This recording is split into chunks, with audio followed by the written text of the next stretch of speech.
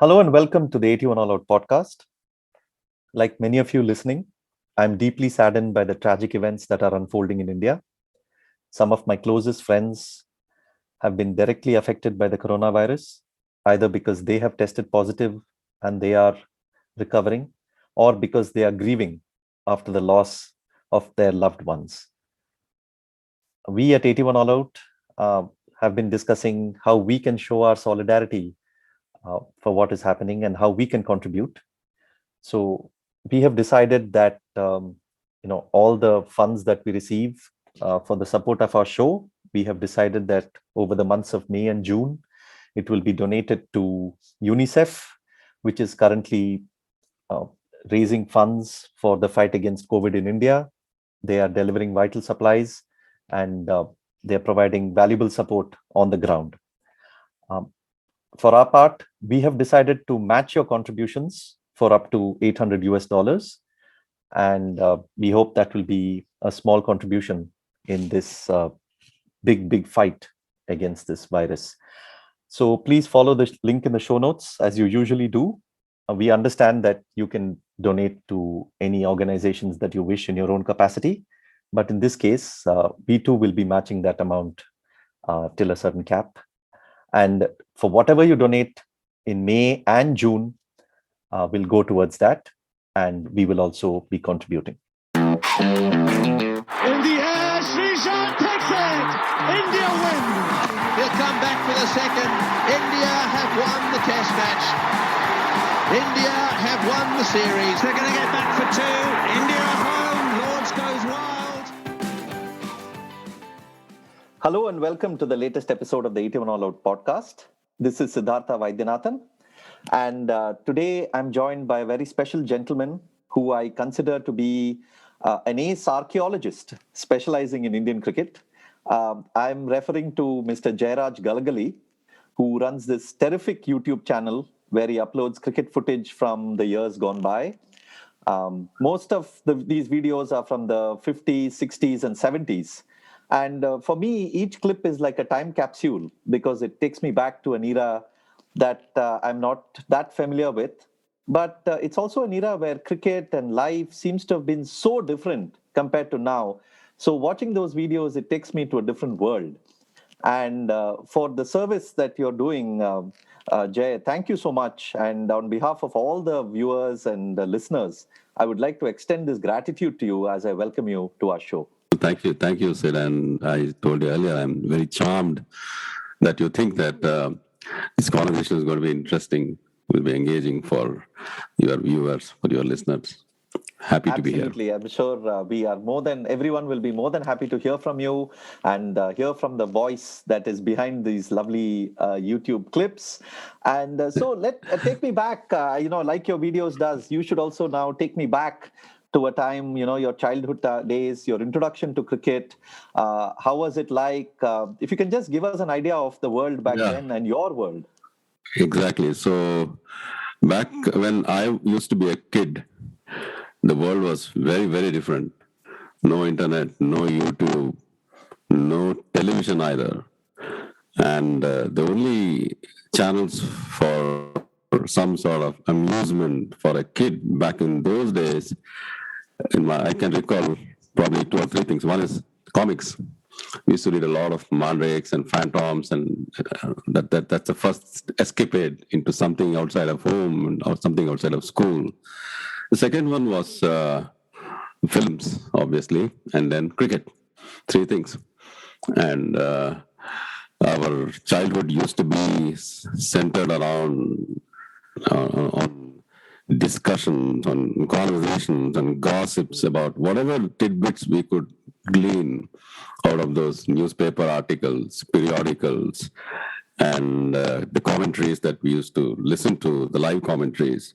And then next day, just like the discussions happen today on WhatsApp forums of the live matches, next day we couldn't wait for our classes to end, for the friends to huddle around the shade of a tree and then mull over or go over the juicy moments of the previous day's live game. And it's the that used to be the pretty much the world. Again, I repeat, it was movies, it was cricket, it was comics. Two of the things I notice prominently on all your videos in your background. One is PG Woodhouse. You seem to be a big connoisseur of PG Woodhouse. And the second is, of course, the famous Kannada actor, Dr. Rajkumar. So can you tell us a bit about how they played a part in your childhood? It seems that they are both very important to you. PG Woodhouse happened much later in my teenage years. Okay. But what's interesting is what happened, the phenomenon that took place when I was a child. And I think you posed whatever I'm going to say would segue into the question that came up on Twitter as to why we recall certain time in our childhood days much more prominently. Why are we anchored to such depths to a particular phase in our childhood? And I've been thinking a lot about that. And I have a couple of theories. One is that there is this notion about inner child. There is an inner child in every one of us. And the Buddhist thinks very highly on this principle. They use this the notion, the concept of an inner child as a healing tool. The child has gone through trauma and so forth. No, I'm not going to go that path. I am thinking more about the inner child in us, who has had his moments of joy, who has had its cup of ice creams, the cup of delights growing up. That's one concept. The second concept is we often talk about what are your earliest childhood memories. We say, someone would say, my uncle, I remember him carrying me on his shoulders when I was 3 or 4, and I remember my grandfather doting me, and so many such recollections when we used to be like maybe 3, or someone will claim, I have memories even earlier than that. But for me, a subtler question would be, what's the earliest recollection of you being you? What's the earliest memory of, to be more specific, Siddharth, says, I am here, I exist, I'm Sid, I have come to the world, this is the world versus me. There's the sense of I-ness. That's a important memory in my view. For example, I'm Jay, I'm in this world and I'm looking around. Here is the relationship between I'm the subject, the world is an object. That notion of the sense of feeling of that I exist, the sense of self-identity. So that, my theory is that, I don't want to call it my theory, my experience is that it happens, at least in my case, it happened when I was in my middle school, probably when I was in my 5th or 6th grade, or 5th or 6th standard, as we call it there. And that's a very pivotal moment, because the kind of things that you like, you fall in love, you adore, you start wondering, you start becoming curious. When that coincides with the time of your self-awareness, it's a very powerful, it's a very, very huge moment. And that's where the inner child in us, we discover that, we learn that the inner child has lost his heart to the kind of the channels of joy that life presented back in those days. For instance, in my case, Rajkumar, when Rajkumar died in 2007 or so, I teared up, not because a great actor passed away, because it's a big symbol of my childhood was no longer there. And likewise, Viswanath, Chandra, Patodi, Prasanna, all the folks who we used to be awe-inspired, we used to look up to, that phenomenon happened at the very moment of our self-awareness. So I posit that the cricket matches we recall, the movies that we adore most, are around the time of my middle school years, around the time when I first started becoming aware of myself. Likewise, I find myself going back to Amal Palekar's movies, the mid-70s. I find myself going back to the Rajkumar movies in the mid-70s and the cricket matches from precisely the same era. The India-West Indies series, 1974-75, India-England series, 72-73, and again, all the wonderful matches that happened during that decade.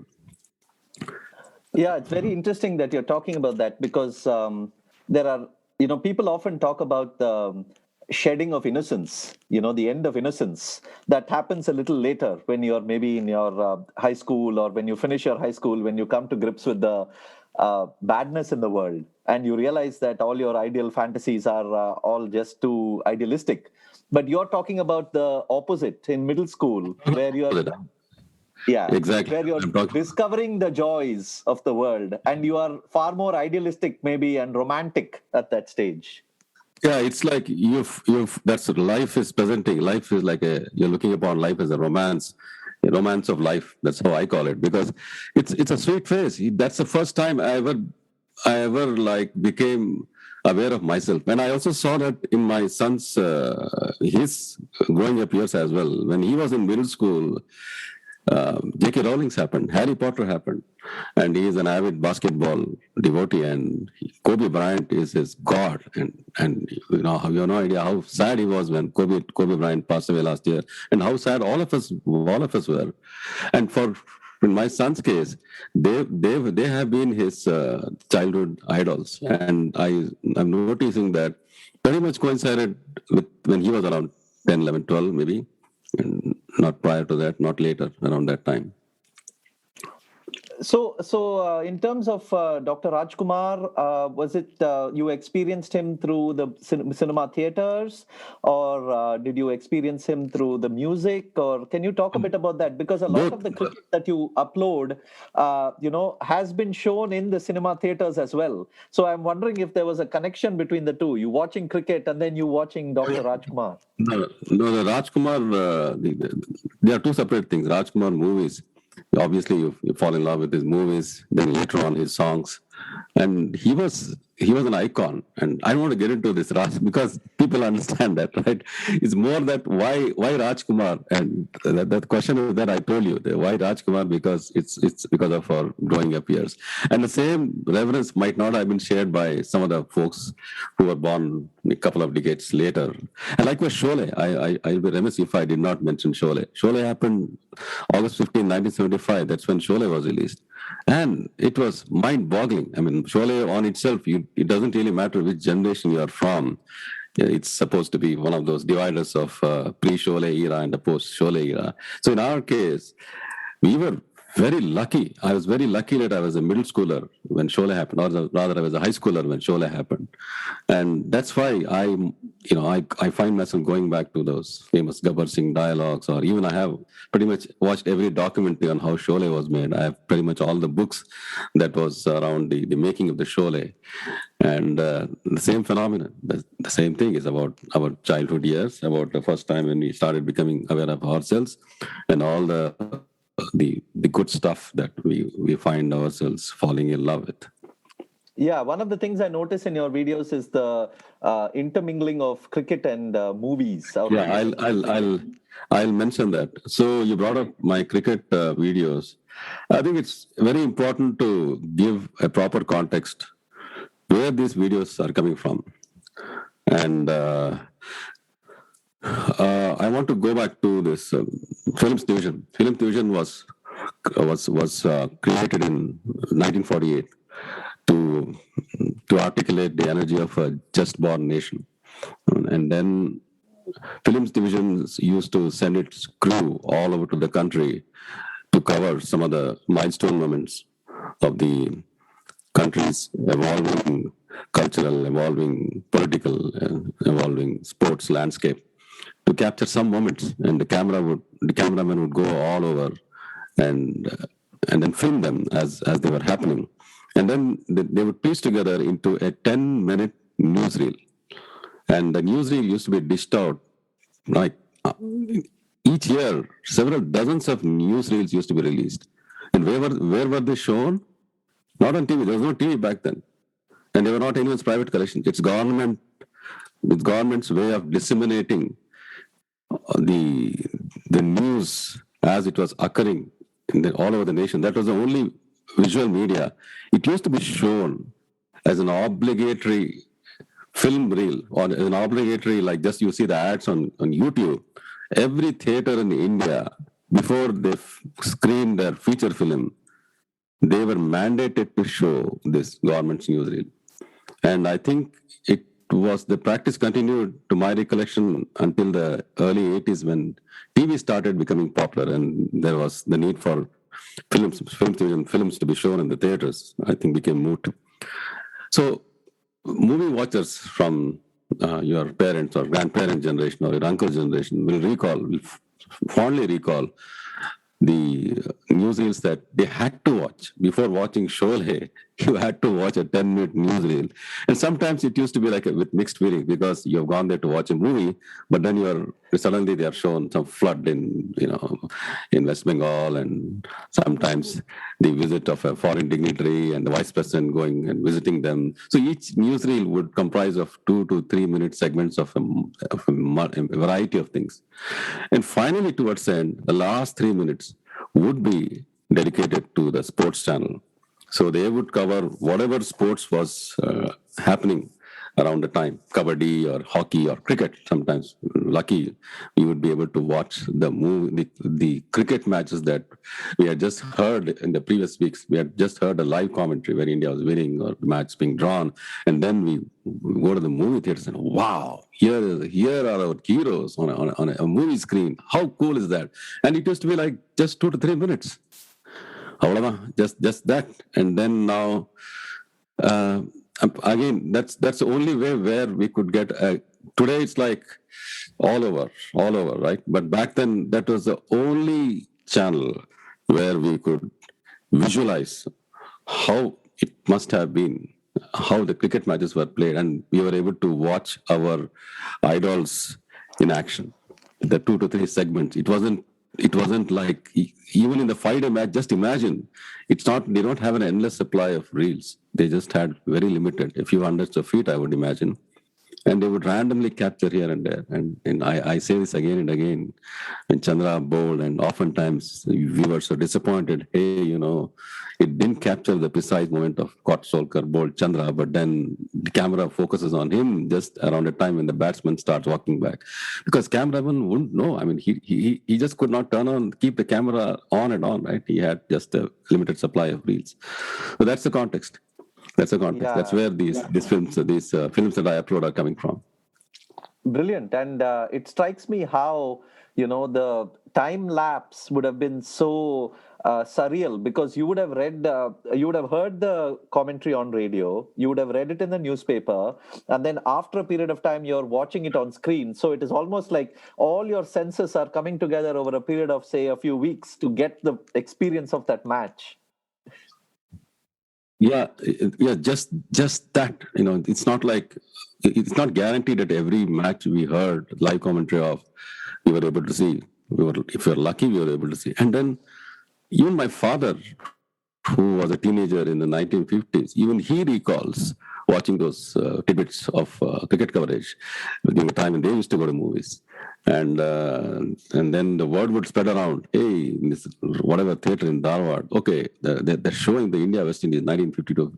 Okay, let's go. Regardless of how crappy the movie was, they used to watch the first part, and then if they liked the movie, they would stay back. Otherwise, they would just come out. Yeah, it's brilliant. I mean, it built the imagination, didn't it? Yeah, it like gave a visual representation of whatever we were imagining. It was otherwise everything else was inside our mind. Everything else. Now we see that, and it's, this is how Gavaskar looks. This is how Patodi looks. Oh my God, they were like demigods. Yeah, and just to see them walking, even like going towards the field, and just to see them doing anything at all, we used to get goosebumps. And then the picture quality used to be darn good, not the kind of stuff that I show. The same picture though that I show, because I don't know, the film division, they probably take a lot of shortcuts in digitizing it, because there's a lot of quality is lost, the resolution is lost I think it's got to do with how they compress. Because if you want to actually save it in the original resolution, they might have to Probably, I don't know what they're, but then whatever it is, it is. So I can't complain too much. So, but what you saw back then was What we saw, quality. I'll tell you, let me repeat, what we used to see back then was no different than the quality of a black and white Raj Kapoor movie.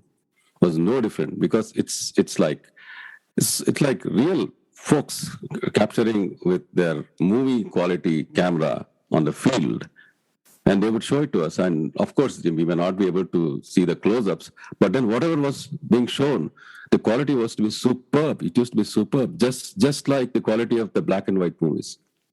And then the resolution has been lost, probably because of how the compression techniques the film division folks are been using to archive. That's my theory. They might have their own reasons, Wow. So now that we're talking so much about memories, talk a bit about, maybe 2 or 3 early memories, cricketing memories or players or things that come vividly to your mind. I'm sure there are millions, but I'm saying Yeah, just sure. a few. No, I distinctly recall the very first match. It wasn't a test match. I haven't seen any test match live, but I have actually heard and I have watched the TV coverage. But I recall the very first class match. It was a Ranji Trophy match between Tamil Nadu and Karnataka that I saw. It must be early, I don't know, 72, 73. My father took us to the stadium. Before I get there, let me give the contrast. Today's kid who is like 10 or 12 years, who has never watched an IPL, never watched a T20, never watched a test match, when their dad or uncle or mom or aunt, they take the kid to the stadium, KSCA, the Chinnaswamy Stadium, and the kid is excited. Oh my God, this is my first match. However, the difference is that kid knows exactly what to expect because of the so much of TV coverage. So kid, it doesn't need any intro as to what visuals are going to greet when he walks into the stadium. However, when I first saw the match with the Ranji Trophy, and I had no idea, I had no clue what to expect. So I remember going with my father along with I was 11 or 12. My brother was 9, I guess. My father took, hey, bacho, chalo, let's watch a Ranji Trophy. So that was a Friday, Saturday, Sunday, I guess. Friday, we went there an hour earlier. He took us on his Vespa scooter. We walk in a good 1 hour before the match. And the inner child in me, I recall with my eyes popping up at every bit of thing that I'm seeing, every bit of detail that's greeting me. It's like it has no precedence. I've never seen anything like this before. I didn't even know what to expect. You walk in, the excited crowd with so much of anticipation, so much of excitement, patiently waiting for the match to begin. And the sun that just begun its leisurely trip from the east to the west, and the lush green outfield. I never knew that a cricket field would look like this. For all the little cricket we played was not even with stumps. We used to draw like 3 lines with a charcoal on the wall and play with neighboring kids. And I kind of knew some rules, rudimentary rules. And I recall playing cricket, a few boys right across the bungalow where Chinnaswamy used to live. I haven't seen him either, but we were told the great Chinnaswamy, the chairman of the BCCI, used to live right across in Malleshwaram. No, I'm digressing. But then going back to the first match we saw, and it's like absolute a piece of like it's a phenomenon. It's just not a game. It's a phenomenon that greeted me, and then at the stroke of 10 or 5 minutes before that, I see 2 dignified men walking out with their black pants and then white coats. And I asked, Appa, who are these? Hey, they are the umpires, don't you know? Oh, okay, umpires. And then eventually I would learn, these are the men who decide the fate of the game. And to me, the most romantic sight is the sight of the fielding, the captain and his team of 11 dressed in spotless whites, no endorsement, spotless whites, walking out representing their team. It's a sight that I devour. And there is one of the uploads, I think India West Indies 74 Bangalore match. You can see Patodi leading his team, and you see Chandra, Viswanath, Abidali following closely behind. Man, I go back to that upload and I just watch that little piece. I mean, it's actually a 40-minute upload, but then I find myself repeatedly watching that little segment of maybe 5 or 10 seconds where you see Pataudi leading his team. And going back to my first match, it was Prasanna who was leading the Karnataka team. I was stifled, disappointed because Karnataka had lost the toss to Tamil Nadu. But then not for long, because I got to see all the Karnataka players. We were lucky enough to find a seat in the pavilion terrace, P1, which you call it. And right next to the screen was a ramp, a concrete ramp, which would lead to the dressing room.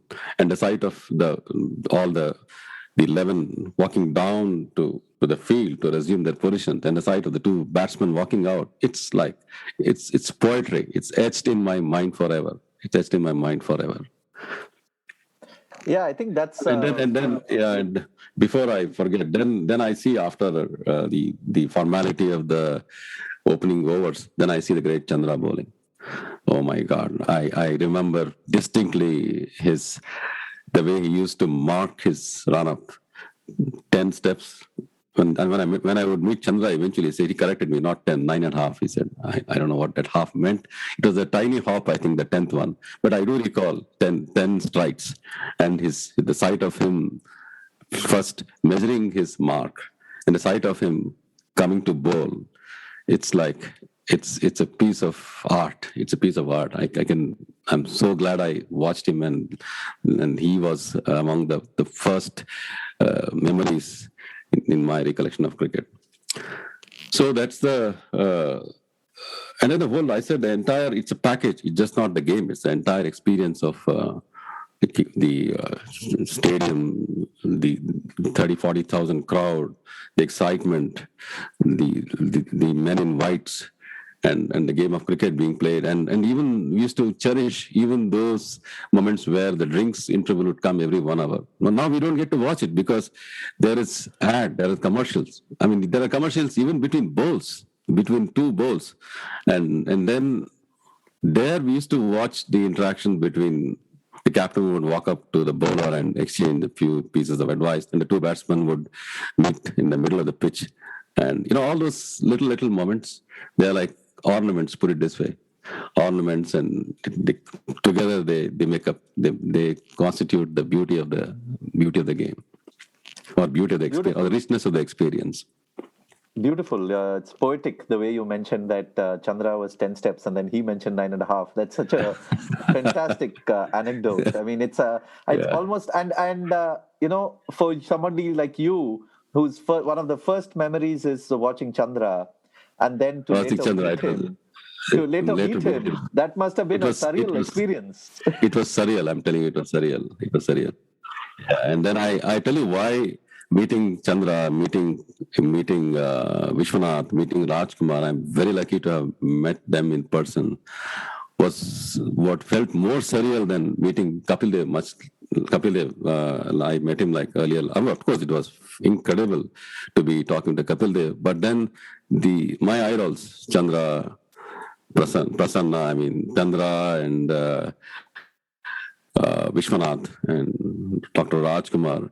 You know what? The difference between them and the rest of the folks that I would meet later is that these three men, they played, they brought, they actually cajoled the inner child in me. And that's why it feels so special. That's why it feels surreal when I think about it. Absolutely. I mean, I can completely, I can't actually understand the feeling, but I can vaguely relate to it because I've also felt that. But one thing that I want to come back to about, your experience of the first match that you mentioned, my uncle, who was, of that earlier generation, he always told me, he's like, you people are actually unlucky because your world is in color. He said, my world was in black and white. My dreams were in black and white. And then when I went to the cricket match, at first I saw color. And he's like, that experience you will never have. Exactly. Yeah. He's so right. He articulated it so beautifully. Right. And suddenly the whole thing unfolds, the whole thing, magnificent stadium and everything. Because the thing is that the key takeaway here is that we never knew what to expect when you walk into the stadium. We never knew what to expect. it's a marvelous landscape that greets you. And no matter how hard I try, I can never be able to describe the depth of the feeling that I still have. Yeah, and I can imagine if it's because if if you've only thought in black and white, then to go and see the blue skies, the green lawns, the white spotlights. Actually, I would go even further. I didn't know what to think because there's not even black and white, because it was just photographs, and it was just the newspaper columns and the descriptions that the commentators used to give on the radio. And that was, I didn't even know how to imagine. There was like nothing, virtually nothing, pretty empty landscape. And from there to the marvel of the entire experience, it's like a phantom step. It's a big step, and that's when that's why I keep going back to the cricket matches from that era more often than any other era. And not of the matches which happened prior to that. Again, I'm not saying I can't relate to it, and there are obviously matches which happened later, 1983 World Cup, and even the earlier this year, the Gabba victory. Great, but still the particular phase in the 70s stands out forever special to me. Absolutely, I can understand. You have spoken about Chandra. Tell us a bit about Viswanath. I mean, people who talk about Viswanath, who have seen him bat, who have seen him, they just have a certain, there is a certain aura that comes when talking about Viswanath. Vishwanath, I mean, so many people have written so many books, or rather they've spoken. I don't want to describe this phase batting. I mean, I'm not qualified to do that, but he was like a piece of art. He was a piece of his watching him is like watching or reading or listening to a beautiful song. That's how I would describe it, more from the point of view from the art rather than technique. Technique, there are many folks more qualified to describe his technique. Even when he played a defense, you used to marvel at it. And I mean, my recollection is, I haven't watched it, but I definitely heard a commentary was the terrific innings in Madras, I think 75, when was it, 74, 75? Yeah. The 97 not out is epic innings. And Chandra was out, and in 97 Viswanath comes back. And I discovered that film, and I was like, oh my God. And unfortunately, they didn't show much of his batting, but whatever it was like a gold mine. And interestingly enough, when I met Chandra in 2013 or so, when he came to my home, he visited us. And then I asked him, "Yen Chandra, out of Butrala?" 97. Like he just smiled nonchalantly. Yeah, I mean that innings 97 is iconic in Indian cricket history. Anyone who saw it, I think, will never forget it. And they talk about it with such awe because Andy Roberts running in the Chepauk pitch, I think, was very pacey at that time, and to play that inning. And a couple of other memories besides watching, right? Even listening to radio commentary. The great Suresh Sarayan and Chetalwar, Ravi Chaturvedi, Balu Alaganan from the south, they defined our pretty much childhood. They defined our childhood. And the other vivid memory I have was when the India-West Indies, in West Indies, I think, maybe 75, 76, I don't quite recall that. I think it was like India were 8 or 9 down, and it was finally Engineer and Chandra. And the Engineer used to take a few runs, hit a boundary or so, and the last ball he would manage to steal a single so that he could retain the strike in the next over. And I recall, after 5 balls, Engineer having faced Andy Roberts, just before the 6th ball, I used to be like 12 years then. I used to run to the puja room, and then I would pray, oh God, for heaven's sake, let Engineer take that run. Wow. That used to be like the innocence of the kid back then. Yeah, absolutely. Yeah, but tell us a bit more, because commentary also seems to play such a big part in some of your videos. Of course, the film exhibition, the commentary is slightly different from what we hear. But there is this fascinating insights that you have about people like Zul Vellani and a few others who brought Oh, about the game. It's so fantastic. well, that's different. So there are two. When you think of commentary, a big part of what we relate to is a live commentary, which was broadcasted on the radio. All India Radio. And Yeah, already mentioned Suresh Saraya, Anand Setalwad, all India Radio, and it used to be a ball by ball description, and for millions of cricket lovers, that used to be they were our years. They were our what shall I say? We used to learn. We used to imagine. They used to paint the visual picture of what was happening there. They were the Sanjaya in the Bhagavad Gita. They say, right? Hey, look, absolutely. I'm like describing what's going on. It used to be pretty much like that. Now I can know how significant the role of Sanjaya was in the Mahabharata war. It was tantamount to that, and they used to do such a marvelous job. And then we used to listen to hours and hours of commentary, and then I remember their styles of narration as well. Unfortunately, there's not even a minute's piece of their record voice samples, and that's in my bucket list to somehow unearth them, listen to them. And I'm going back to what I mentioned. That's a different one. That's a documentary narration. That's different. That's like more like when you make a documentary film, then there is a narration that happens, and that is not like a rapid fire like commentary that happens during a live session. It's more like a descriptive, a documentary style of narration. It's a completely different genre of commentating. And I brought up Zul Vellani because I didn't even know such a guy existed. But when I was uploading these movies, and I realized in many of those, there is such a marvelous voice, especially you look up the India West Indies series, India England series, and that's Zul. Then I looked at the credits and learned that there was a guy called Zul Vellani.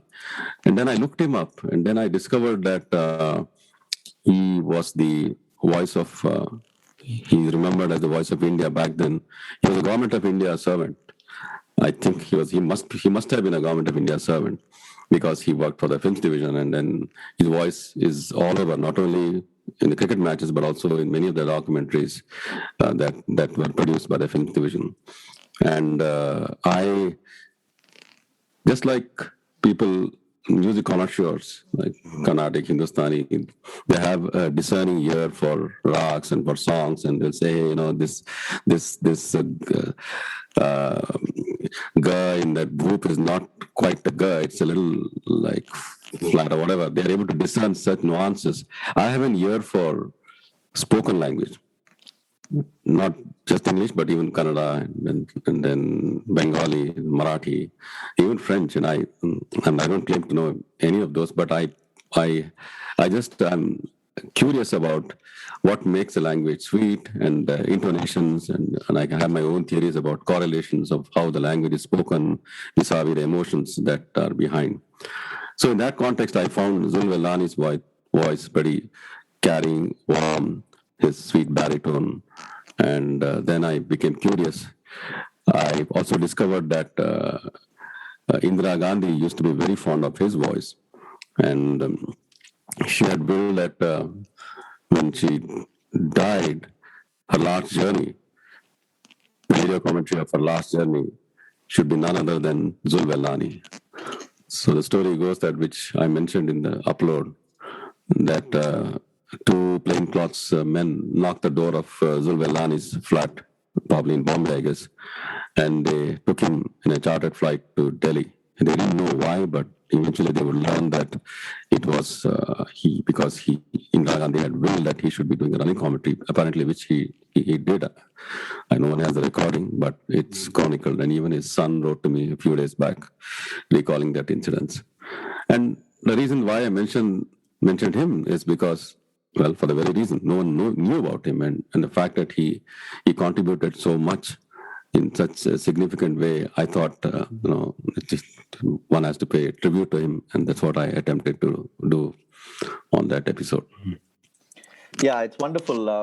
I didn't know about him either. I learned about him, and it's great to learn about that. And also, I think you had shared a lovely letter, that lovely email that his Yes, son which I had received. sent. Yeah, Yeah. Zul Vellani just a few days back. Yeah, he had shared It's a that. very sweet email that he had sent about that. But I was interested in what you were saying just now about language and commentary and things. So, is there something you can tell us about English as a medium No, for cricket? English. And My love, my curiosity for the spoken language. I don't say necessarily English, but generally any language.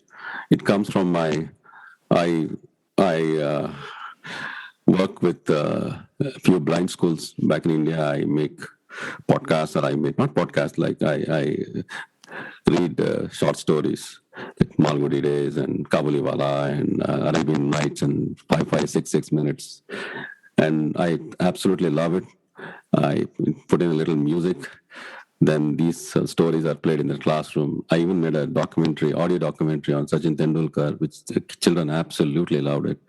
And there, uh, I I wanted to read the stories in Kannada originally, but the principal said, no, the children have to anyway learn English. I said, sir, English, there's so much content already. So why are you asking? Because if you go look up, there's no depth of. He said, no, in English we have the challenge is that most of the content that you see there are read by Western readers, American, British, and so forth, or Australian. But kids can't understand the accent. Oh, that's when I was in business, so to speak. So then, when you read, then I learned that the children would closely follow, because that's the only medium for them. They don't watch YouTube, or the only medium is through the audio. Then I was paying like a lot of attention. There's so much detail I used to listen to, and then I used to go to great lengths to make sure that the stories that I read was in good quality with the proper accent. And then that question came up: what exactly is an Indian accent? And then I started pondering over that. And if you look at it, Indian accent has its multiple flavors, just like Indian food. And it's beautiful, though. South Indians have their own accent. Kannada people have their own accent, and Tamilians and Maharashtrians and Bengalis and so forth. Then the problem that arose was, what do I do? I mean, like, how do I speak? I would speak naturally, though, but then when storytelling, it like I had to use my mother tongue influence, had to be there. I had to sound like a South Indian. I had to sound like a Maharashtrian. But when it comes to reading documentaries, when it comes to narrating a documentary, that's an interesting thing. There I had to remove the mother tongue influence. And there, Zul Vellani is my role model. If you listen to him, it's distinctly an Indian accent. It's not British, or it's not American. And you can't tell which part of India Zul is from, east, west, north, south. You just can't tell. And there is a certain, to me, that's the benchmark of a proper narration's diction style. I repeat, not for the fictional part, but when you want to do documentary narration. Just to give an example, right? I am from Karnataka, right? And I've heard many of my friends, even I, English, we speak pretty much like in Kannada. To give a little illustration, that and all, I mean, adella gotta. Just like how you intonate in Kannada, how, I mean, adenge, like Maharashtrians, like they never call bread, it's called bread. They have their own style, and not to mention Malayalis. There's so many like humorous pieces. I don't consider it necessary to repeat it, but you got the point. But then when it comes to the narration style that I adopt, I try and eliminate the MTI, mother tongue influence, which I don't. If I'm reading a story, I don't want to eliminate. Mother tongue influence is beautiful, but when you're narrating a documentary, I feel it's important to be cognizant of what style of diction you are using. No, that's a very, very profound point you've made, actually, because the way the Indians naturally speak English, we have a certain idiom in which, like just like you said, we often transliterate from one language to the other. Like you said in Kannada, the verbs are, the position of the verbs are very different. The way Indians speak and the way, an Englishman or a American will speak English. Let me clarify. Everything is, they're all different flavors. Everything is beautiful. I'm not making any judgment here as what's better over the rest. I just want to clarify because one of the viewers got in that particular, when I mentioned about Zul Vellani and his diction style, a couple of comments I read, what's in a language? Why are you making such a big deal of the language? I'm not. I'm just pointing out a difference here. I repeat, I say this again. The Indian English, as spoken by a Malayali or a Kannada or a Telugu or a Tamilian, it's as beautiful as any other flavor of English. It's as beautiful.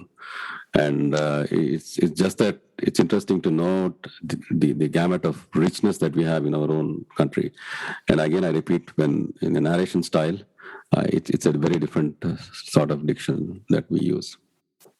Oh, absolutely. I mean, I'm not saying one is bad or one is worse. I'm just saying that, there needs to be, at least this is my view, a kind of an opening up of the imagination in which the language that you use to describe your cricket is close to the idiom that is of your own, character and personality. And very often I find whether it's writers or whether it's commentators, they are trying to imitate somebody else. Yeah, they used to be, I think, back in, many of them used to allege that some of the folks in the earlier radio commentators, they used to imitate the British accent. Yeah. And Balu Alagan stayed truthful to his accent. He was a hardcore Tamilian. Absolutely. And I used to love his commentary. And very heavy, like Tamilian influence. Beautiful, though. I used to love Balu Alagan style as well. Yeah, even Saraya, I think, had a very distinct Gujarati accent. Gujarati, I recall. And Anand Chetalwad, he was one of the best. And they all had their distinct styles. I don't know, I can't really say who was trying to imitate the Western accent. I don't know. But whatever it was beautiful. Wonderful. So let's get to actually the point, your passion that you've been following about archives and collection. Tell us a bit about where that began and how you went about actually building this fantastic collection. Oh, that happened about 4 years back. And it's interesting because although these archives have always existed, it needed a crisis to happen in my life for me to even start the quest, go on a quest of discovering these videos. So there was a family health crisis, and just to hasten to add, now life is good. We are in good shape, and we have had a very difficult journey though over the last 4 years. Okay, sorry. And when the diagnosis happened, and while I was going through, now it's beautiful. Everything is fine, Okay. So it began in a very turbulent manner. And when we were going through the diagnosis, the chemotherapies, the stem cell transplants, and so forth, and I needed a place to escape into. I needed a shelter from this captivity of the reality, and I two things. One is Widows came to rescue. Widows came to my rescue, especially the audiobooks read by Jonathan Cecil, and I used to listen to him during my commute, and to such an extent that I would deliberately take the slower route to work and back home as well, because I wanted to maximize how much my time with PG Widows. The second thing that came to my rescue was the cricket footage, and there was none. 2016, there was nothing. And then the reason is that I go back to the concept of the inner child. What happened was the trauma the adult me was going through in real life, that the trauma made the adult Jairaj reach out, spend more time with the inner child. I wanted to be more. The inner child wanted to be heard as well. Hey, I could feel him asking the 12-year inner child in me. Hey, where are those videos? Where are those? The one that I grew up listening to, the live commentary. I grew up watching those in the theaters. Go find. I could hear the cry of the inner child in me, and I I started a quest, and then it has to be somewhere, and then eventually, it's a very long story. To cut it short, I eventually managed to get to their database, get to their collection. It's very difficult though. It's not like straightforward how they archive, how it's not searchable. There's nothing next. And I managed to find a few of them, maybe two or three. India, England. And what I did was I watched and was delighted, so happy that I thought I will share it with a few of my friends, and I just uploaded it on YouTube. That was the first upload was in September 2016, and diagnosis had happened in August, I guess. And then I just uploaded and shared a link with a few friends of mine. There's no channel, there's nothing. Then I forgot about it. 1 year later, I was flabbergasted to discover that there were over 1 million hits. I didn't know about that. I absolutely didn't know about it.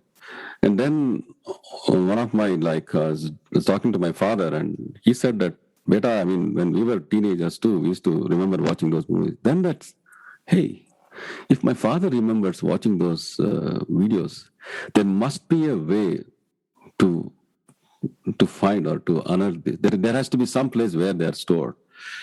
And I eventually managed to find the right contacts. Oh, it wasn't easy. I'm sitting here in California, and they're there in Mumbai. And several nagging calls to them, to the extent that they had even blocked my number. And then eventually I found out the right department, the right people, and I managed to procure them. And eventually they would become they would know me well. And I would call them, they'll say, hey, Galgali Saab, Kai Mantas, and hey, man, I need the following. And then, can you send me these newsreels? So from the thousands of newsreels that Film Fusion has, I managed to retrieve about 200 DVDs or so, which pretty much has every bit of celluloid, every bit of cricket footage that was ever captured by government of India. So I managed to get the entire box over a period of a few months or so, and I cannot describe adequately how emotional I felt. Some of the videos, like the West Indies India series 74-75, I ordered 2 copies, one to be shipped locally to Bangalore, and the other to be shipped here through Speed Post directly from the Film Fusion. And that Speed Post thing would never arrive, and I was like tracking it furiously, the tracking number. And then it left the Film Fusion office. Then it came to the Santa Cruz International Airport. It stayed there for days. Then I called them and I asked, madam ये क्या हो रहा है? ये तो trekking speed post से भेज दिया, लेकिन अटक क्यों है उधर? Oh, that lady said, अब तो इंजन लगता है, चलो ठीक है, क्या होता है साहब? हमको जमता नहीं एक DVD भेजना, हमको वेट करना मांगता है. And then so they had to wait for a good number of DVDs or whatever to accumulate before for them it was cost effective for them to ship. And eventually I would get. And then one fine day, a huge box arrived, and I came back. I saw the box in front of my doorstep, and wow, this is like crazy. So what I did was I took the box. I didn't rip it off. I took it to our prayer room, puja room, and then it was a very profound moment. I felt so overcome by so many emotions that here is this box there is a collection of the artifacts of our India's cricket history, and I am laying my hands on that literally before anyone else. And the feeling is so like deep. Then I bring the box, open it, and like now I'm a kid in a candy shop. So many of them. Every one of them would contain some bit or something about cricket in the last 3-4 minutes. So then I started making my own little database, and then which newsreel, which match, And then many of them were silent, dead silent, like a tomb. So that thus began my journey in acquiring, collecting these films. And what happened was many of those, like, they didn't have sound. Then I called Vijay Lokpalli. Hey, Vijay, I found this 1980 Golden Jubilee Test match, but it has no sound. He said, "Tum laga lo yaar, you put your own commentary, man." I said, "What? Me? Commentary? What the heck? I'm not like Bogle or I'm not Gavaskar. How do I do that?"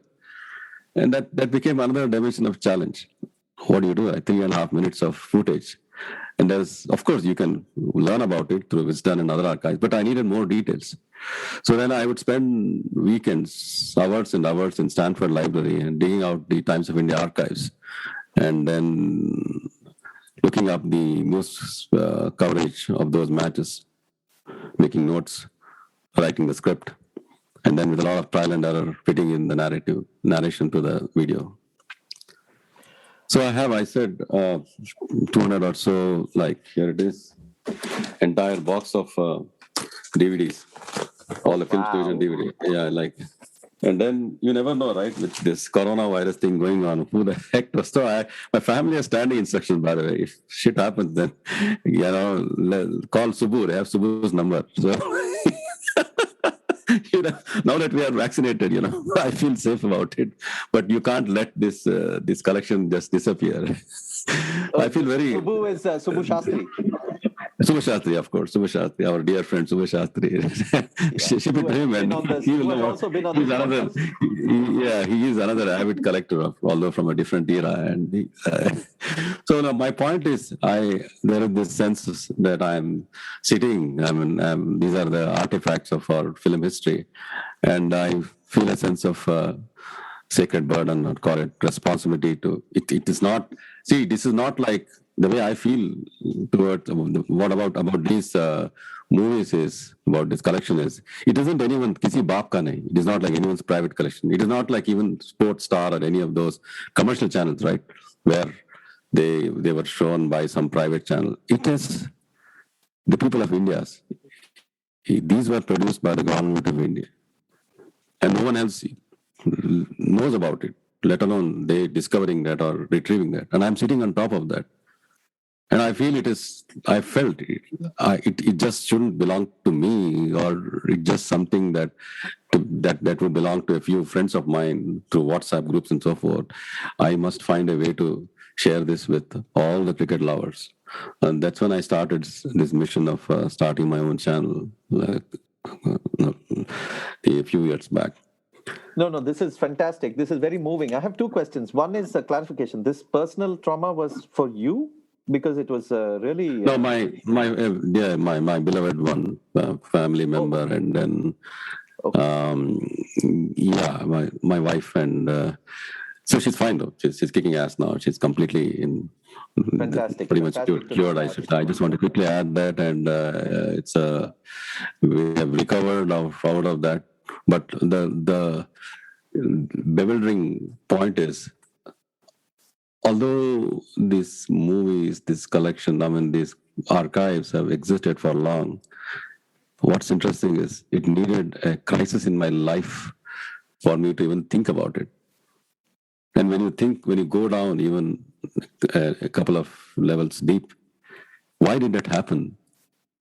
It happened because the adult me, the midlife me, who was in trauma, needed a solace, needed a shelter.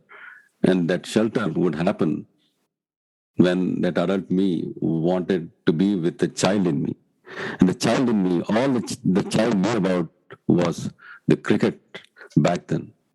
The cricket that the child grew up watching, the child grew up listening, the child grew up following.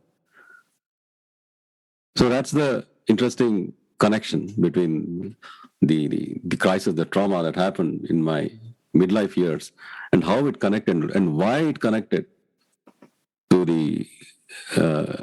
this whole journey. And because of I say this again, there is a kid in every one of us, and we must listen to that. the kid has gone through his ups and downs itself, but I'm speaking more about the moments of joy the kid has experienced. And the kid wants to have more of it. The kid wants to experience more of it. And that's the bridge that seems to have been gapped, if you were to ask me. Yeah, it's a very moving story. It is like our own cricketing version of Anand, but it is ending on a happy note, which is very good. No, And by the way, other thing I want to add is when this happened, I made another resolution. I would call it a media resolution.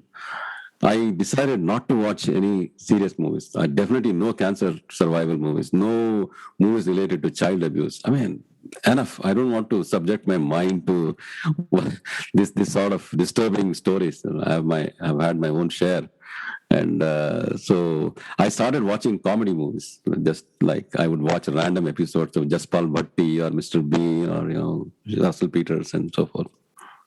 wow, yeah, that's terrific. The other question I had for you is like, suppose someone like me or anybody, is interested to get this, even though you say it belongs to the people of India, it is not going to be possible, right? Unless I go through 20 hurdles. Yeah, I'm telling you, we can have the conversation on another day because it's not a easy. I'm serious about it. It's like the hurdles are many, and I happen to know they're very nice people though. You have to know a few people there, and then you have to knock a few doors. And but everything I did was through proper channel. I didn't do anything. I didn't bribe anyone, they're incredibly nice people. And the only thing is they're bureaucratic. They have red tapeism. There are a lot of procedures which they can't do anything about. And they will tell me how much I owe them, and I send them immediately. I do the money transfer. But even after that, they take some time because 4 years ago, now probably they've streamlined. 4 years ago, what I was told was, sir, आपने तो पैसा transfer किया, लेकिन ऐसा क्या होता है हमारा अकाउंटिंग डिपार्टमेंट से किसी को बैंक में जाके देखना पड़ता है पैसा भरा हुआ है नहीं, उसके बाद ही हम आपका प्रिंट बनवाएंगे. So this is how. Seriously, this is how this was the response I got like some 4 years back. Now it's much quicker. They probably have streamlined that. So there is what shall I say? It's a tedious journey. Let me put it this way. There's no straightforward way to get it. Wow. And so once you get, have you got everything, or are you still in the process of getting more? I've gotten pretty much everything, every bit of cricket that was ever filmed, every bit. The one thing that I thought I had was there is a clip of C.K. Naidu, my early 50s, and I had it, but I'm not able to look at it. I need to order that once again. And I was able to find the first ever India-Pakistan match and the first ever test victory of India's test victory. And all of this, India, England, wonderful 1970s. Even the Nari contractor, the match that India won in Chennai, I think, when was it? Just before they left for the West Indies, which Nari was hit by a fatal ball. And I have pretty much most of the significant pieces, milestones of Indian history. And of course, Subhash Gupta's bowling. I don't know whether you have watched it. Yes, of course. Yeah, even the Subhash generation, so Gupta was at least 2 generations prior to mine, and I had no idea. I mean, when I watched Prasanna's testimony or the way he describes Subhash Gupta, and also so much has been written about him, so much, and to have discovered his bowling action was like it's like a feast to my eyes. Absolutely. I mean, that Subhash Gupta video is brilliant. I will link many of the videos, and I will also link your channel. I urge all the listeners to go. And one thing that, is very differentiates Jay from the rest is that it's not just an upload. You can see that there is a lot of work that has gone into the upload.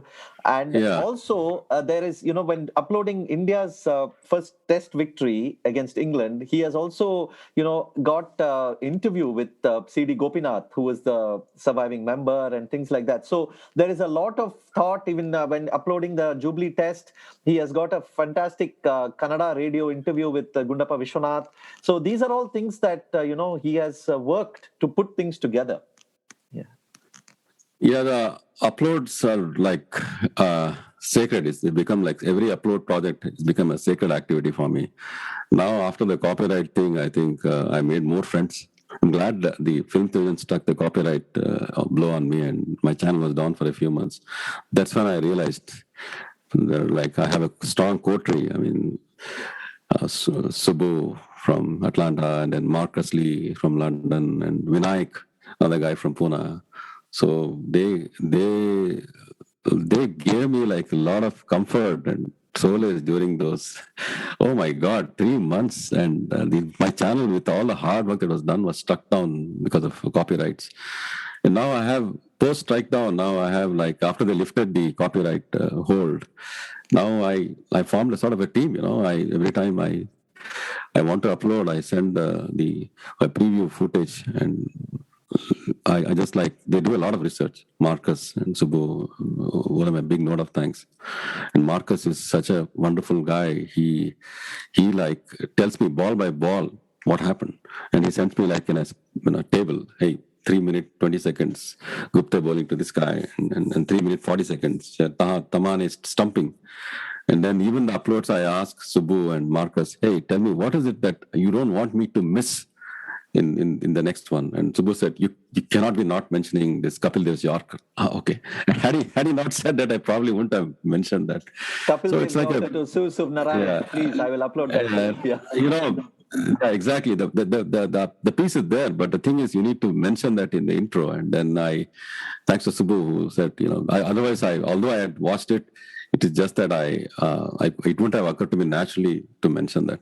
And also, there is a bunch of folks in Calcutta who do the video editing. It's very hard for me to find time, but they help me out, and it's a lovely team effort. And then I reason why I say this is this act of producing this upload is very special to me is because I know that I'm sitting on top of history. And I know that I'm sitting on material which was produced by the government of India for its people. And now that Film Division has now understood the importance of what I'm doing, I feel even more responsible for my mission. And so again, uploading isn't like just clipping out that bit, and then there is so much that has to happen, especially when the raw footage, there's no sound. I had to find out, to learn about it. For example, the most recent one was the first ever victory, India versus England, 1952. Just 1 minute. 1 minute of raw footage. Heck, no idea what was going on. I sent it to Marcus and Subbu. Marcus, he did his best to give the 1 minute. What do you say? I can't be doing a ball by ball narration. What do you say? And then, then there's interesting to me. Honestly, I'm not much into talking about how many runs India scored or how many wickets. I'm not much into numbers. To me, it's more about the feeling. To me, it's more about the people. To me, it's more about the experience. And to me, it's more about the social phenomenon. So when I saw the Madras footage, Chepauk Stadium, there are lots of trees, and that scene is hovers around like the first few seconds, at least 10-15 seconds of, they just show the Chepauk in all its green glory. And then I said, wow, now look at the IPL arena it has become. Then I thought I had to say a word to that call people's attention. Then what do? I just go look up what trees used to grow on Wallaja Road back then. And there is some article, people expressing their displeasure. All the people trees have been knocked down. And then I mentioned, wow, the lush green people trees nodding their heads cheerfully at the Chepauk. And then also the mystery about the black bands. Why the heck are they wearing black bands? And then I learned about the dying of the King George on the first day, and then it was the day of second day wasn't a rest day, but they turned that into a second rest day, and then later they would wear the black bands, and so all those tidbits is what makes the upload interesting, I hope. And for me, it's not like people watching the game; it's also creating an experience. It's not that I'm trying to bring back the old days, but what I'm trying to do is to transport them back in a time machine to that era. And That's you're why in a spectacular way, Mr. Jay. You're succeeding really well because that is exactly what your videos are doing. But let me bring one point. You say it is just 1 minute, and it is right. But the work that you've put in, it's huge. what struck me about that video was that CD Gopinath, even though he's seeing just 1 minute, there are almost tears in his eyes because he never imagined he would Yeah. even get that 1 minute. Yeah, exactly. He saw that, and I should thank. I'll be remiss if I didn't thank a guy called. I've never met him, Colonel Vembu Shankar, who knows Gopinath pretty well, and it was Vijay Lokpalli. Thank you, Vijay Lokpalli, who connected me to Colonel Shankar. It so happened that I reached out to him on February 8th or so, and February 10th was the anniversary, 69th anniversary, and he was planning a surprise party. He was to visit Gopinath's home in Chennai. And then I said, why don't you show him this raw video? So I sent him the raw video with no commentary. And that's what he showed him. And I also sent him a bunch of questions that and he could ask on, in fact, I had recorded myself, and which he asked, and he recorded his response. And that's what I compiled all of that and packaged that into an episode. I was very lucky. I got lucky. Oh, it's brilliant. And you'll be happy to know that the bits that CD Gopinath talks about Sir Frank Worrell, I actually sent it to my friend in West Indies because she's working on a biography of Frank Worrell. And she saw that and she was so happy. And she said, I'm going to use this in my book at the end of my book. Beautiful. Very nice. So then I asked, the other question is, when you talk to veterans like Gopinath or anyone for that matter, what do you ask them? I mean, you would know better. You're more natural at it. So my style is, I was told to go don't ask any like open questions. Ask him how many sixes he scored or how many. Heck, I'm not going to do that. I'm not going to ask him any fact questions. That anyway we can find out. I want to ask him feeling questions. Sir, tell me how it felt like to win over the very country who had ruled us for 200 years. And then how do you guys celebrate? And who are your best friends? And whom would you have they drink with? And these are the kind of questions that I managed to ask, as opposed to, hey, tell me what was Worrell's technique, or tell me like what was your style of hitting. Didn't reverse sweep occur to you? I don't want to ask any of those like boring questions. Maybe it's interesting for many of them, but for me, it's more about what they felt like.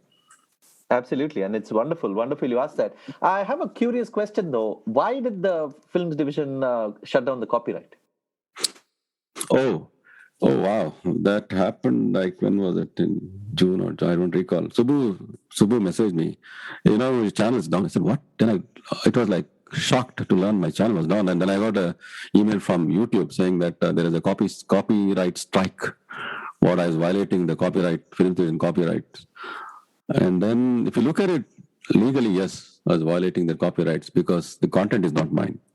The content is clearly not mine. It belongs to Films Division. There's no denying that. The reason, knowingly, why did I post it? I posted it because if you look at the very mission of Films Division, these films were meant for the people. They weren't any private. The theaters used to be fined if they did not show this documentary, put it this way. Then I thought in the back of my mind, I was only furthering their cause. But what I would learn was, I would eventually speak to one of their guys who said that, we do understand your intent. We do understand yours is a non-profit channel. But what happens is there are a lot of other players who get these DVDs from us and they make money out of this. And then I said, well, I told you already. I told you this is mine is a non-profit. Sir, this is how government works. Then I was very, very disappointed. Then that's where Vinayak and Subbu, we formed a group, and then we brainstormed what's the best way to do this. Vinayak, he lives in Pune. He had connections even with the Home Minister. And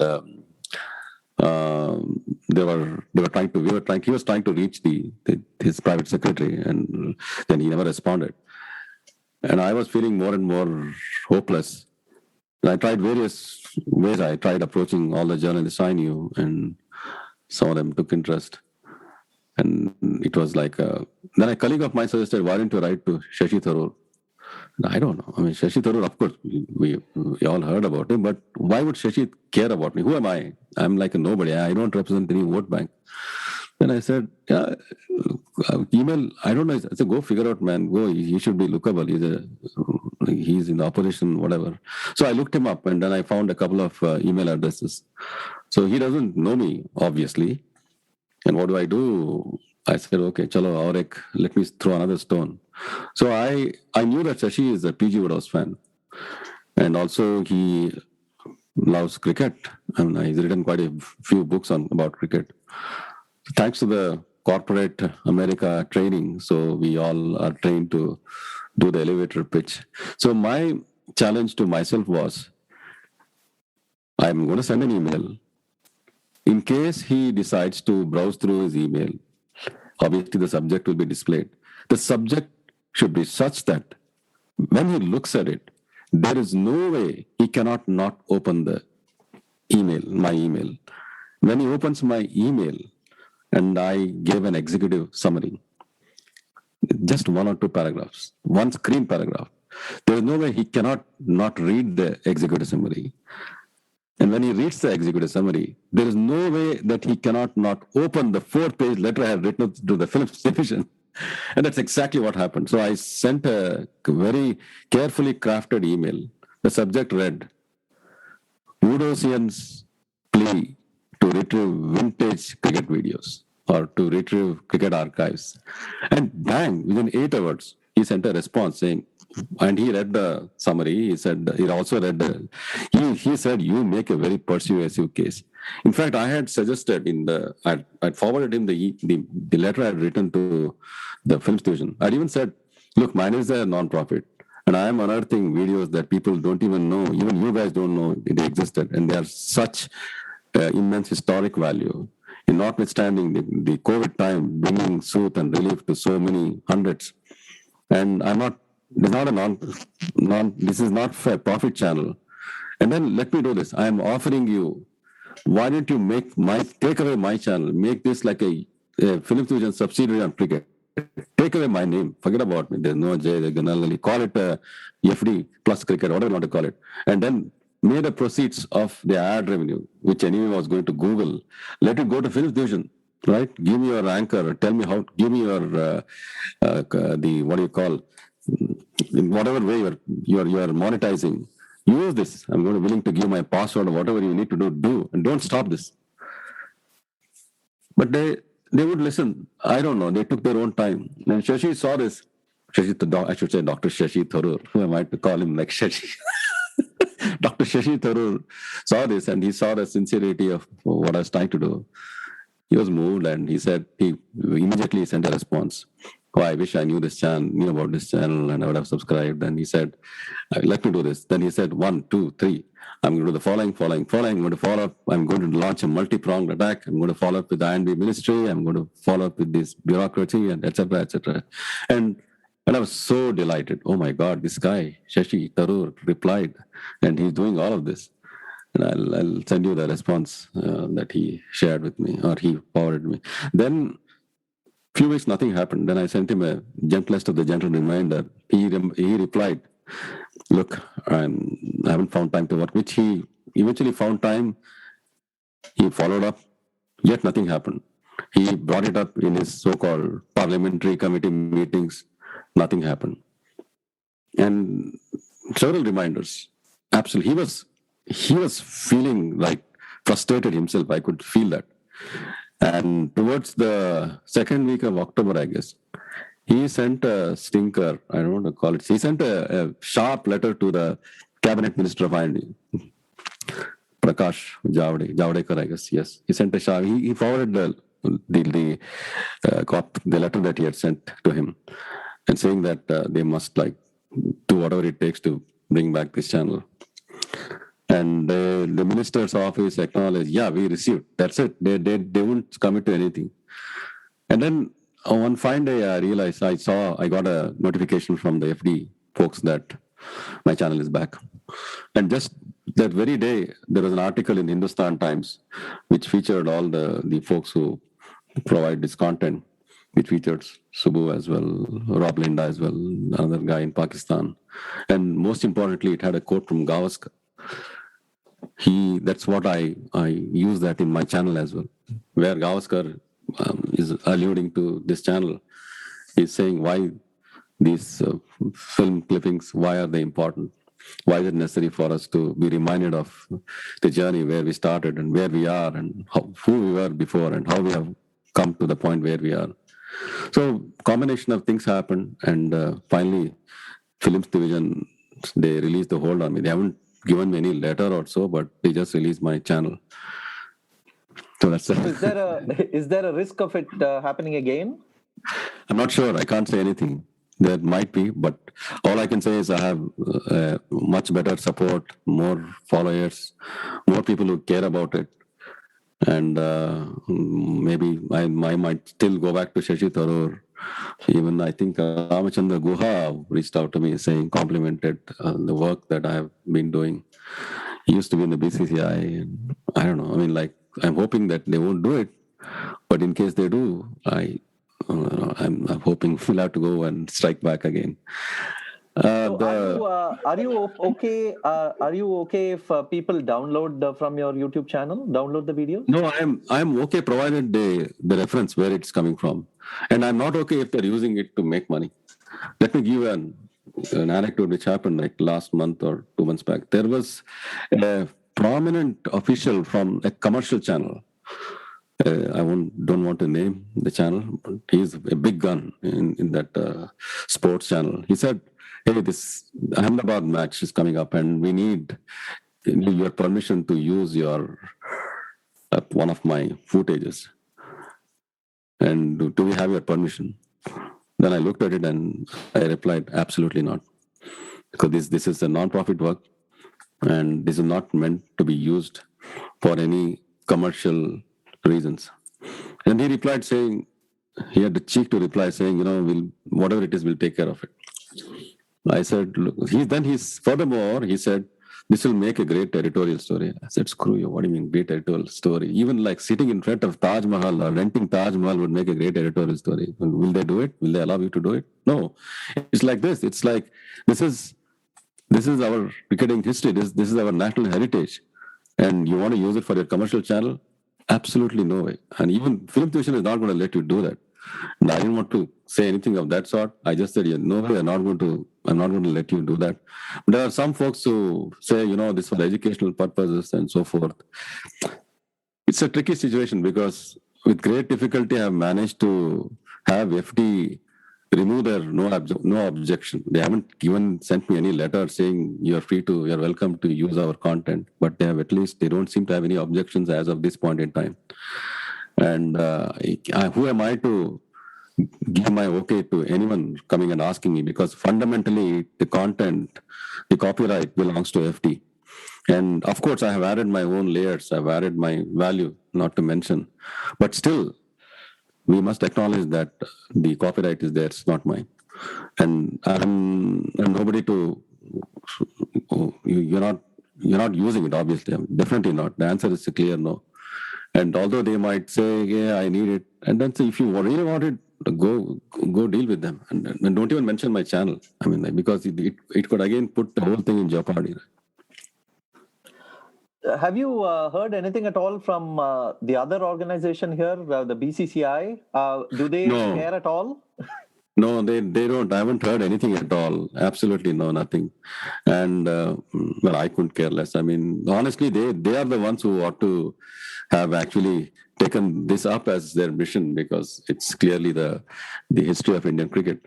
And I haven't heard any message or any note from them. And then, yeah, I mean, I'm not like seeking their validation, or I'm not. It's fine. I mean, they don't need to acknowledge my effort. It's fine. Yeah, as long as they're not stopping you. Yeah, exactly. That will be like, what? You stop this of all the things? That will be like, I'll bring it up to Vijay Lokpalli's attention. He will know what to do with that headline. So, but at a broader point, though, I mean, it has taken an individual like you who is sitting in another country to, actually excavate this? Isn't it a bit of a shame? I mean, not from you, you are doing an exceptional job, but isn't it a bit of a shame that the organization involved is not trying to nurture, do anything about its history?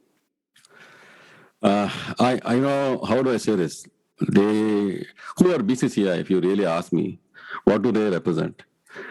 I have no relation, I have no connection, I have no context with them. But just to think of it, why BCCI? Any organization for that matter, right? Any corporation, any institute.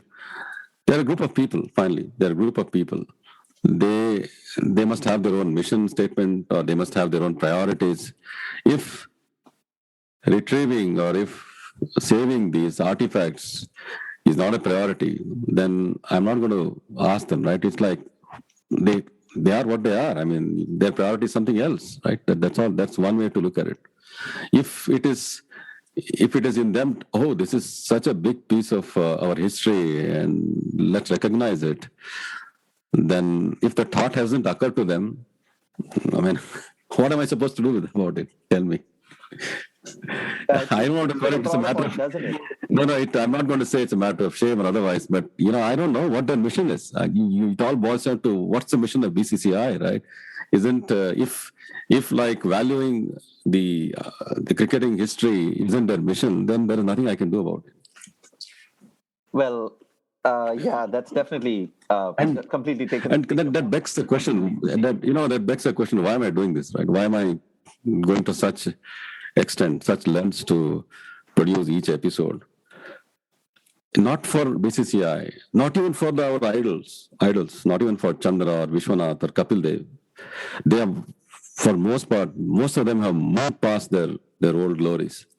You go talk to Kapil Dev, he said, he told me that he doesn't go about wearing the 83 World Cup. He says that when he meets someone one of the newer generation, we shouldn't be surprised if the newer kid doesn't know about Kapil Dev. And Kapil Dev, if he has to shake hands with that kid, he will introduce himself as, Kapil Dev and Vancha Dev, whatever it is. I live in Delhi, I live in Chandigarh, I have my own electric company. That's how he said he would introduce himself, not as like I won the India's 83 World Cup. I mean, my point is that they have moved past their glories. Even the one that I uploaded recently, it was not for Kapil Dev's sake, his first century. And even Chandra, he's not, to my recollection, I've known him very, very well. To my recollection, to my impression, I don't think he dwells on, so far as I can discern, he doesn't think much about his glorious past. To quote an interesting anecdote, a dear colleague of mine badly wanted to meet Chandra, my generation, and finally agreed. We met at a Starbucks in San Jose, and he came sharp on time at 6 o'clock or so. Chandra was there. He came with wearing a three-piece suit and with a garland, and Chandra is just stepped in, and as soon as he sees him, he puts on the garland, and then he falls at his feet. And I can understand. It's a reverence, the same concept, the same phenomenon. The child in him is rejoicing, and we have coffee, and then he goes on a beautiful trip down the memory lane. He talks about the Eden Gardens. He talks about the match, and then Chandra, this and that. You took 3 wickets, whatever. Then Chandra's response, Jairaj, ಈ apple ಒಂದು ಹೊಸ iPhone ಬಂದಿದೆಯಲ್ಲ ನೀವು ತಗೊಂಡಿದ್ದೀರಾ?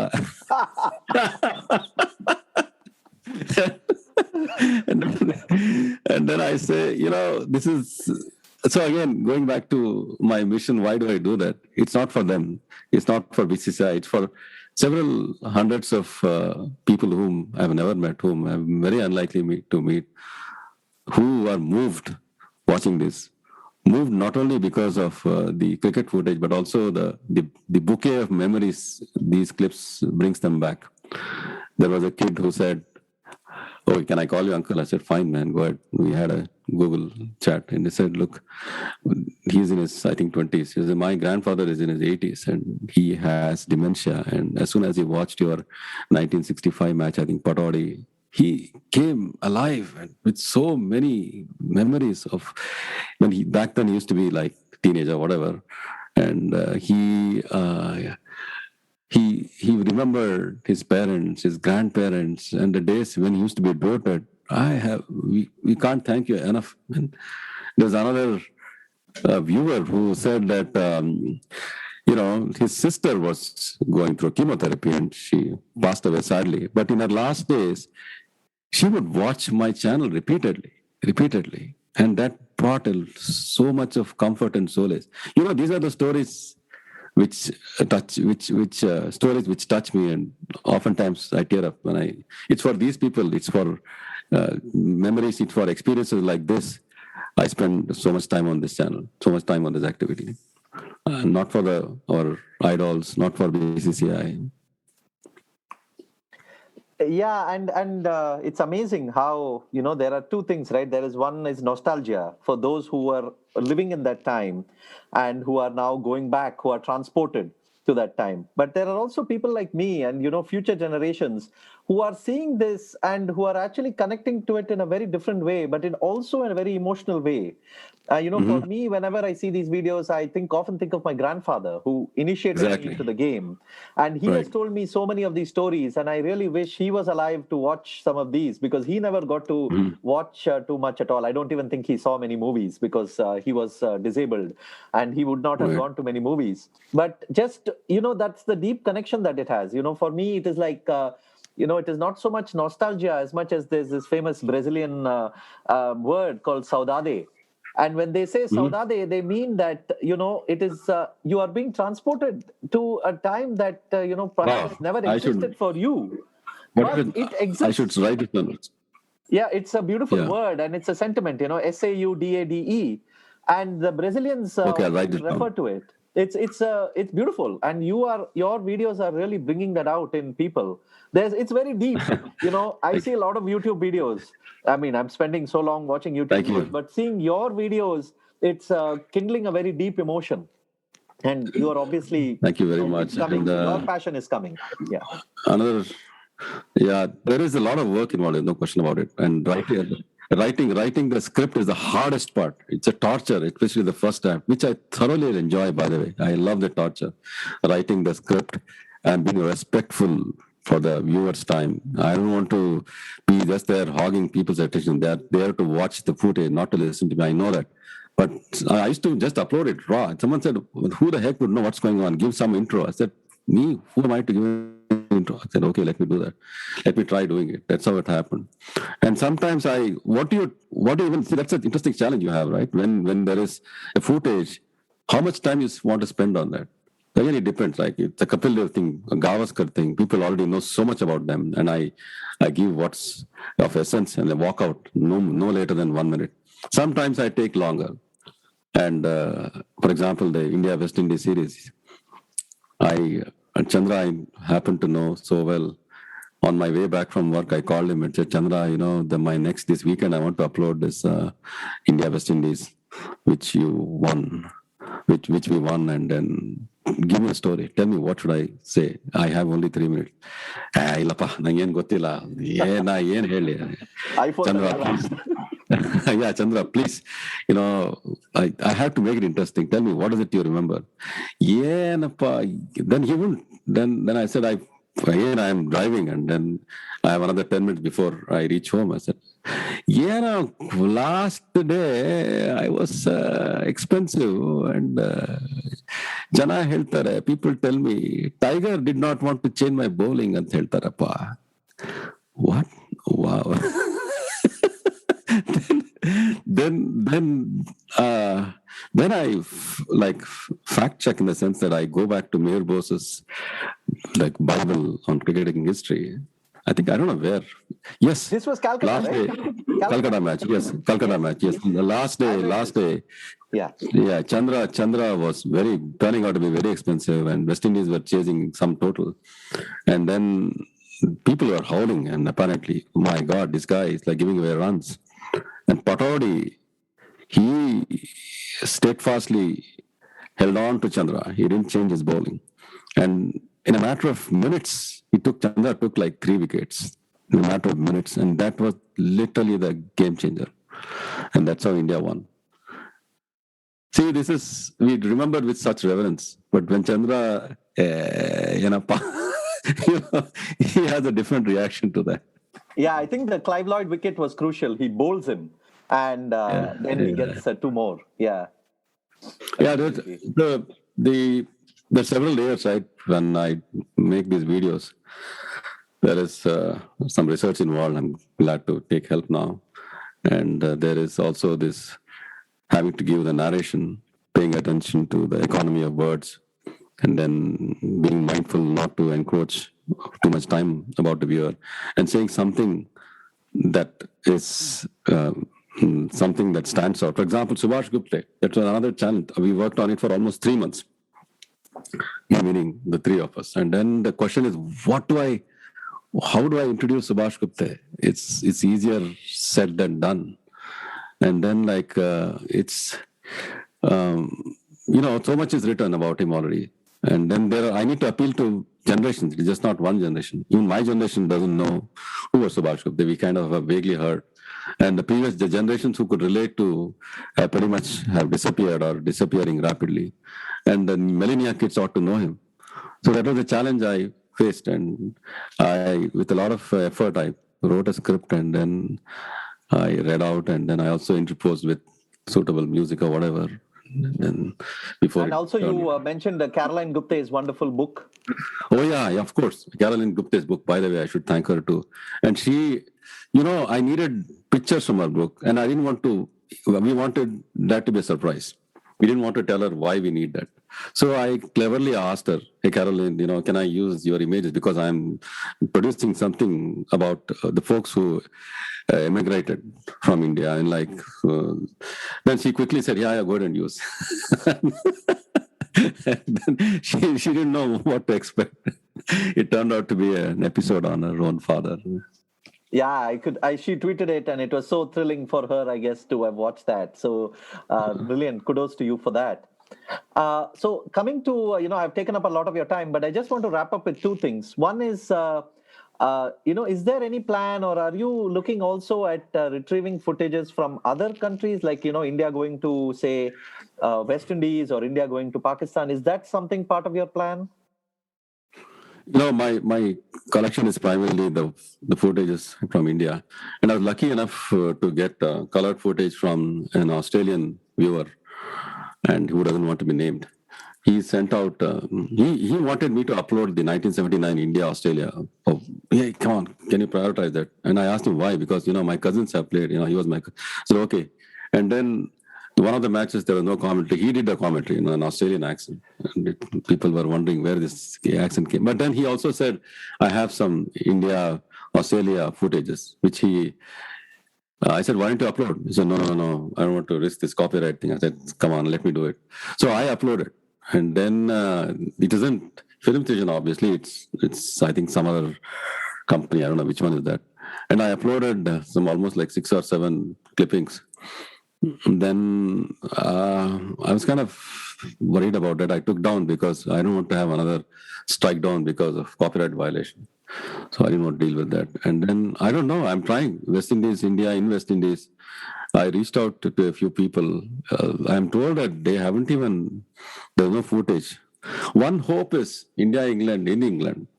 There is like a British Pathe, and then definitely the BBC would have archives. I'm pretty sure they would have archives. And we need to ask someone out there, maybe Marcus or someone who can connect us, or who would know how to retrieve, if at all they would let us do that. So, for example, the 1971 match that India won, we have a little of it, but definitely it's coming from a bigger chunk, bigger piece, right? Whatever, that it's a glorious piece of 1 or 2 minutes of India and England, where Chandra took 6 wickets. So that has to be from another maybe half an hour episode or so. What about the remaining 28 minutes? It must be somewhere out there. So maybe I don't want to give up hopes on that. Absolutely. And are there any 2 or 3 holy grails for you? Something that, you really wish that you could find at some stage? I guess Viswanath's Madras knock would be one, but any others that you would really absolutely love to get? Yeah, Viswanath knock I already found, and I found what is it? Chandra's but debut only match. a few shots, I right? haven't. Not. Yeah, no, exactly. I would love to get, but they haven't captured. Oh, like that, you mean? More than the footages, I would love to get the radio commentary samples of our favorite commentators, and that would make my day. That would Yeah, make I my mean, day. I had So posted that Vijay Anand Hazare Chandragupta. autobiography, and you Yeah, had I saw mentioned that. how I it saw would be that. so great. I mentioned that, and heard the entire clip. So that would be my wish list. Hope to be able to listen to those running commentaries. And about the footages, well, there definitely will be several in the list. So I hope can you give us an idea of how much percentage you have got through? I hope there is a large percentage still remaining. Oh, great question. Yeah, I think I'm probably, I just counted about 50 of the 100. Probably I'm done with about 40%, I guess. 40, close to 40%. no more than 50%. Some of the significant one which I need to upload is the 76, 77 India England series. Mm-hmm. Then there's also New Zealand India, I guess in India, where Chandra, this guy Prasanna took a number of wickets. I have that, and a number of India Pakistan 1950s. They are in remarkable quality, but no sound, and I need to. That's where, like, I take time because it's not easy. Uploading is one thing. I can just upload, several of them in a day. But then, if I were to upload without any context, without any narration, just the silent versions of it, I don't know to what point, to what avail. Absolutely. Yeah. Wonderful. So yeah, India, Pakistan, he has already uploaded a bit. So you can watch bits from the 79 series and also a few things that, Wasim Raja, footage of Wasim Raja in Kanpur. Brilliant. Lovely images. So thank you for that, Jay. And Right. yeah, I think, I have covered a lot. And, any parting thoughts for the viewers and listeners that you would like to share? Parting thoughts. I'm moved by all the. I'm very gratified by all the appreciation, the messages that I keep getting from the viewers. I never knew that whatever I started some years back would amount to something as huge as this. And I consider myself very lucky, and I made many friends along the way. One request I have for you is you should also consider reaching out to some of the other folks, like maybe the umpires from the previous years. And there is one guy who was Madhav. What's his name? Gothoskar. Madhav Gotoskar. Yeah, Madhav Gotoskar. He's still there. He's 90 something. And then find out from your network. It would be great to have him on your show. Awesome. And we would love to do that. We would love to listen to Gotoskar and some groundsmen, all the folks who, maybe the Calcutta groundsmen in their famous dhotis, and incredible people. You should seriously, just not the cricket, our idols, and also the avid fans like us, but also definitely you must consider having them on your show. It will make it even richer. Absolutely, and we are going to attempt to get that. And more than cricketers and writers, we also want all these other people. And yes, thank you for the suggestion, and we will make a serious attempt to do that. And so, in the meanwhile, I will link all the videos and things that we have spoken about. I will link the channel. I'll also link to Jay's Twitter. You can follow him on Twitter, where he puts out details of all the uploads. And also, sir, just one question and request for you. All these wonderful clippings that you post in the videos, is there any way to put, some kind of archive that somewhere? Because I would love to read as well, whatever you. Sometimes I pause the YouTube video and I try and read, but it's a little hazy, so it's hard to read. Okay, the ones that I use. Yeah. The newspaper clippings. Yeah, I can send a PDF. Let me know which ones I can. I have the PDF document. I'll send it to you. Oh, no. I was wondering if you can create like a database for that as well somewhere. Oh, okay, I'll do that. Okay, let me think about it. Yeah, sure. Yeah, it's I do it. I definitely have it. It's another project. I'll do it. Yeah, sure. Okay, fantastic. Yeah. Or if you want to collaborate, we can also, in 81 All Out, we can maybe try and build a database on that. So that's also open. We're open. The problem is, let me tell you, the problem is that of copyright, right? It clearly says it's not for public use, and I'm always worried about it. Who knows, Yeah, right? What? that's true. And although my only thing is that ethically, I don't feel I'm wronging because again, it's for a noble cause. That's what keeps me like. We can think about it. I'll have to be careful about it, but definitely, it's worth trying. We can figure out some way to do that. Sure. And in the meantime, if I have any request, I will send it to you. Maybe you can send me the PDF. Sure, yeah.